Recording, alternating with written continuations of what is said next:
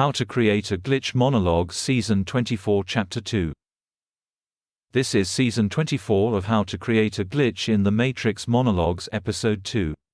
In this episode, we will be bringing together the ideas of othering, your shadow self, non-consensuality and conjoined consensuality into one understanding. In past podcasts, I explained othering, non-consensuality, shadow self and dissonant consensualities as distinct kinds of experience. In this episode, I would like to explain how they fit together into a cohesive understanding. Now, othering is the product of the existence of in-groups and out-groups.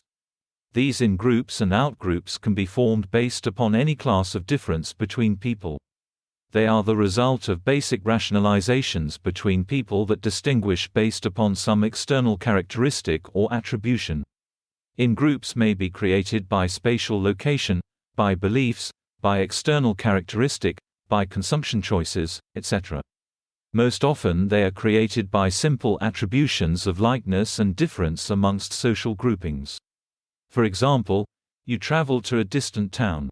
You go into a local bar. Whether you know it or not, you are a member of an outgroup, because everyone else in the bar is a local. In encounters with the locals, there will be something different about you, something that causes them to sense you are another. This will by necessity mean that if your consensuality is dissonant, their conjoined consensuality, that of the majority, will dialectically deconstruct and thereby contextualize you according to your reactive emotionality. This process will bring you into their conjoined consensuality, to the extent that you allow it to, by implicating it with your consent. That is to say, so long as you do not apply multi-contextuality to their contextualizations, so long as you accede to their rationalizations. Should you fail to accept their contextualizations, fail to accede to their rationalizations, fail to concede your reactive thoughts, the manifestation of your self-attributions and the attributions that they assign to their contextualizations of you, you will remain other and will be exposed to your non-consensuality.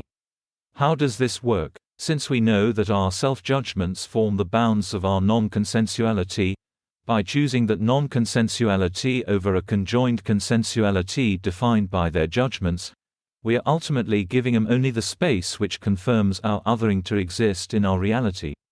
In other words, our judgments of others determines their limitations on our behavior. This is a natural result of existing within proximity to each other in the same reality. That is to say, we determine the rules of our consensuality by how we limit others.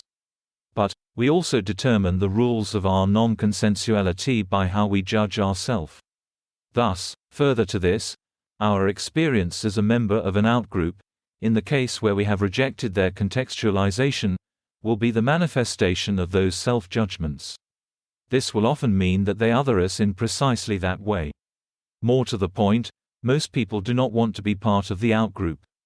This means that they will accept the contextualizations of others in the face of the dialectical deconstruction of their consensuality.